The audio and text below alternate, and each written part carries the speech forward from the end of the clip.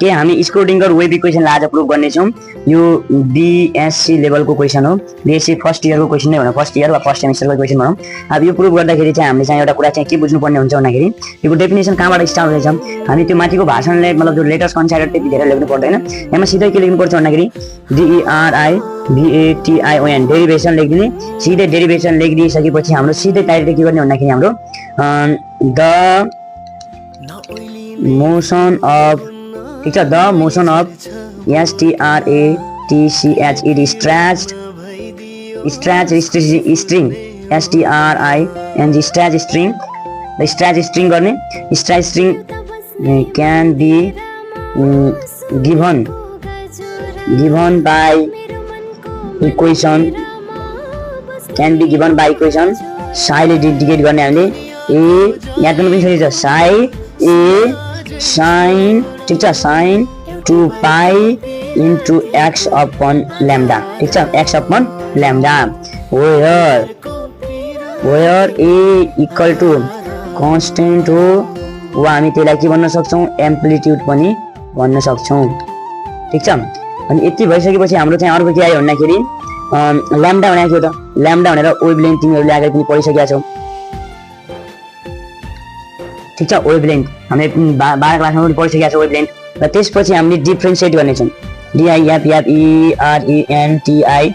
Differentiate with respect to x on both side गर्नेछौँ हामी, both side है, both side गर्नेछौँ। सो बोथ साइड गर्दाखेरि अब डिफ्रेन्सियल इक्वेसन त तिमीहरूले पनि 12 क्लासमा पनि पढिसकेका छौ। सो डिफ्रेन्सियल इक्वेसन 12 क्लासमा पढिसकेका छौ भने हामीलाई इजी लाग्छ। त्यही भएर दुईटै साइडतिर हामीले डिफ्रेन्सिएटिङ गर्दाखेरि चाहिँ d psi upon DX equal to A constant हो, ठिक छ, ए कन्स्टेन्ट हो। अनि 2 पाई ल्याम्डा पनि के हो, कन्स्टेन्ट हो, यो पनि ल्याम्डा पनि हाम्रो के हो, कन्स्टेन्ट हो। सो यो कन्स्टेन्ट पनि यहाँ लेखिदिन्छौँ, 2 पाई अपन ल्याम्डा पनि कन्स्टेन्ट हो। सो ल्याम्डालाई पनि हामीले यहाँ लेख्यौँ। लेकिन साइन एक्स त कन्स्टेन्ट होइन। सो साइन एक्सको के हुन्छ भन्दाखेरि हाम्रो चाहिँ डेरिभेटिभ गर्दाखेरि कस एक्स हुन्छ इन्टु जस्ताको त्यस्तै कस इन्टु 2 पाई एक्स अपन ल्याम्डा, ठिक छ। किनकि त्यो त एक्सको के अङ्ग पनि हो नि त, त्यही भएर त्यहाँ अङ्गलाई त्यहीँ छोड्नु पर्ने हुन्छ। थाहा छ नि, फिल्म त हेर्नु भएको छ नि, मेरो अङ्ग हो भनेर गर्छ नि, त्यस्तै हो पनि।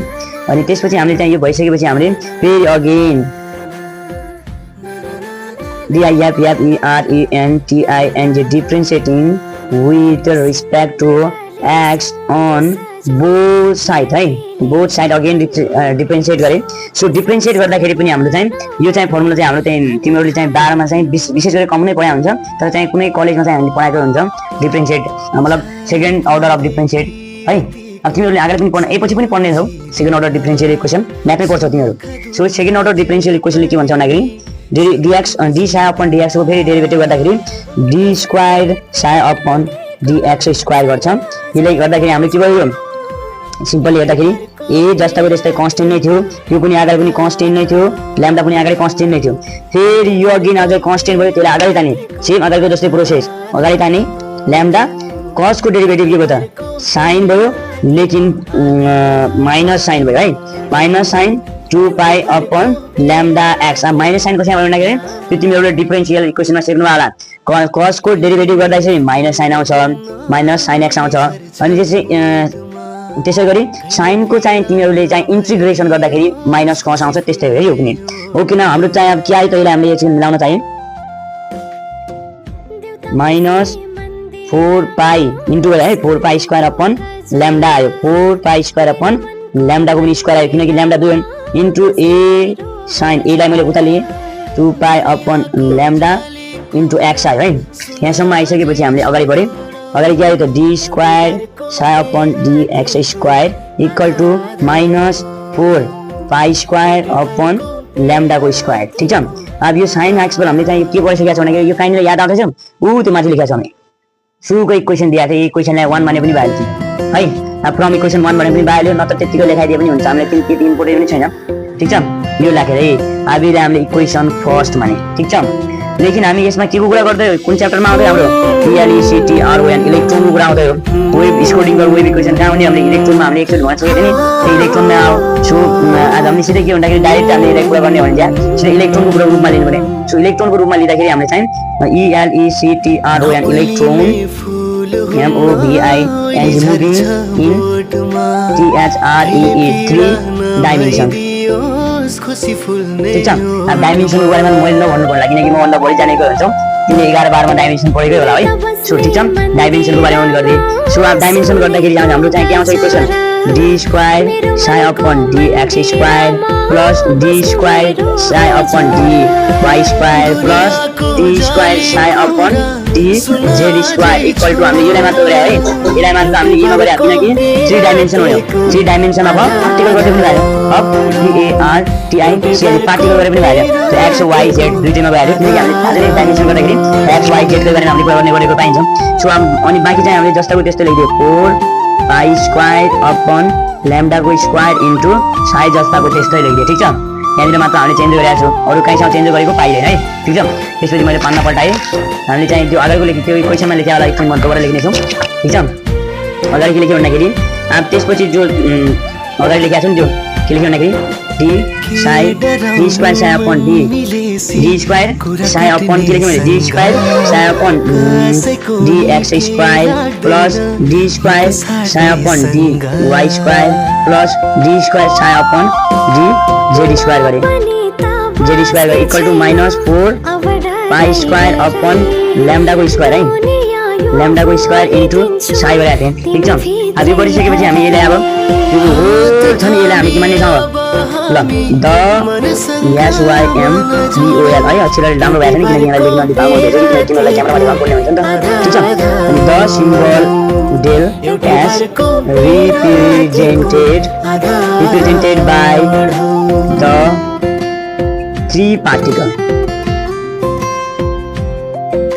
ठिक छ, del psi represent the 3 particle. So हामी यहाँ के लेख्दैछौँ डेल साई। ठिक छ, त्यसलाई हामी सिधै लेखेर del psi equal to -4 pi square upon lambda को स्क्वायर इन्टु साई। योलाई हामीले के माने हामीले सिधै इक्वेसन सेकेन्ड मानौँ। ठिक छ, इक्वेसन सेकेन्ड मानौँ। अनि यो भइसकेपछि हाम्रो यहाँसम्म आइसकेपछि हामीले माथिकोलाई सोल्भ गऱ्यौँ। तिमीहरू यहाँ गर्न सक्छौ डेल बराबर हामी के लेख्न सक्छौँ डेल साई बराबर d square psi upon dx square plus d square psi upon dy square plus d square psi upon dz square लेख्न सक्छौँ। ठिक छ, अनि त्यसपछि हामी के गर्न सक्छौँ from d Broglie wave equation. ठिक छ, from de Broglie equation of de Broglie इक्वेसनमा तिमीले चाहिँ एकचोटि ल्याम्डाको बारेमा भ्यालुमा पढायो होला नि, यही 12 मा हामीले 12 मा चाहिँ हामीले चाहिँ यो पनि प्रुभ गरेको हो ल्याम्डा बराबर h अपन m v है, यो पनि हामीले प्रुभ गरेको हो। सो यो प्रुभ गरे भन्दाखेरि अब त्यहाँ क्लियरिटी हुनु पर्यो, त्यो प्रुभ गरे भने हामीलाई यहाँ के दिएको छ ल्याम्डा स्क्वायर दिएको छ, हामीसँग यहाँ के छ ल्याम्डा छ। So putting value of lambda on equation हामीले कति मान्यो सेकेन्ड मान्यो। सो इक्वेसन सेकेन्डमा चाहिँ हामीले त्यहीको भ्यालु पुट गरे। सो इक्वेसन सेकेन्डमा त्यहीको भ्यालु पुट गर्दाखेरि के हुन्छ हेरौँ डेल साई जस्ताको त्यस्तै छ -4 pi square upon lambda square छ, ल्याम्डा स्क्वायर छ भने h square upon m square v square into Sai छ। ठिक छ, यहाँसम्म सेम छ।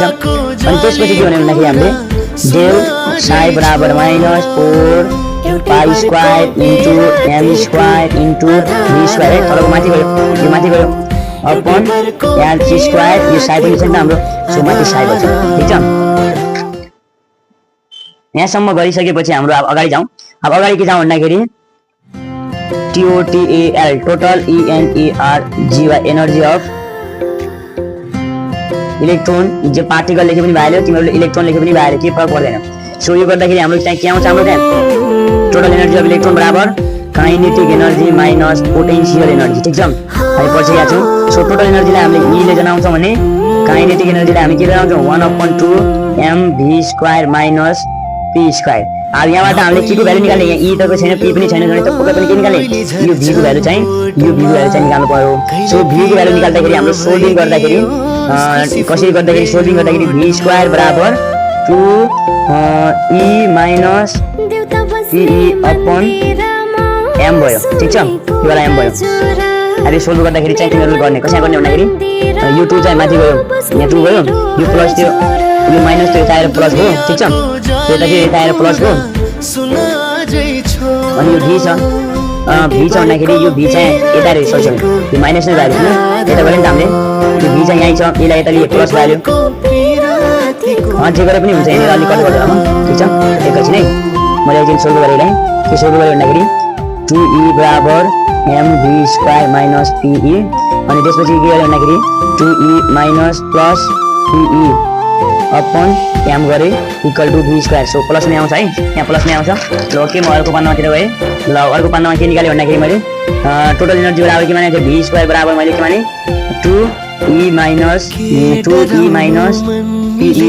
अपन m मानेको थिएँ अनि फ्रम इक्वेसन हामी त्यसलाई इक्वेसन के मानेको थिएँ यहाँ हेर्नु होला त्यहाँ इक्वेसन के मानेको छैन भने ठिक छ मानेको छैन भने यसलाई हामीले इक्वेसन थर्ड भनिदिनुहोस् ठिक छ इक्वेसन थर्ड मानिदिन्छौँ त्यो इक्वेसन थर्ड माने भन्दाखेरि त्यो थर्ड इक्वेसन मान्छे फ्रम इक्वेसन थर्डबाट हामीले इक्वेसन थर्डमा के जाने डेल साई बराबर हाम्रो इक्वेसन थर्डमा के थियो 4 pi square m square psi upon h square थियो अनि v स्क्वायर को भ्यालु चाहिँ यहाँ राखिदिनु पर्ने हुन्छ v स्क्वायर के आयो 2e माइनस pe आयो अपन यहाँ दिएको छ नि हेर्नुस् pi square 4 pi square m square v square upon Sai त्यो त्यही हामीले के गर्दै 4 pi square m square v square Sai अनि त्यो v स्क्वायर सट्टैमा थिए अनि माइनस हुन्छ है साइन ठीक छ यो भइसकेपछि हाम्रो चाहिँ यो m एउटा m छ ठीक छ देखिरहेछ नि एउटा m छ यो एउटा m लाई हामीले के गर्दै क्यान्सल गर्दै एउटा m आयो ठीक छ एउटा m लाई क्यान्सल गर्दै यहाँ गरेपछि m एउटा m लाई m बच्यो सो एउटा m बच्यो भन्दाखेरि डेल साई बराबर minus 4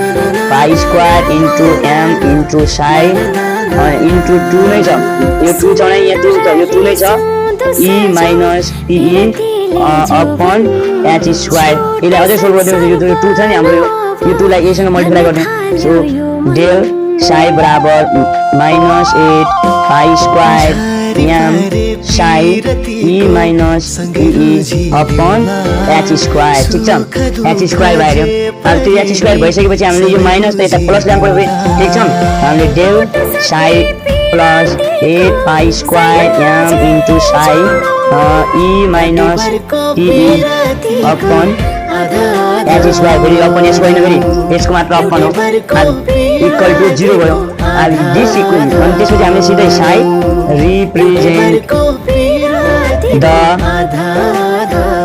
3 dimension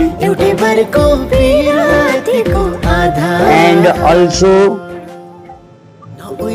the equation of also कसको इक्वेसन हो SCHRO VINGR स्कोडिङर वेको पनि इक्वेसन हो वेट इक्वेसन भनेर यतिकै लेखिदियो भने तिम्रो चाहिँ के भयो स्कोडिङर वेभ इक्वेसन फिनिश भएको यही घोषणा हुन्छ ठीक छ।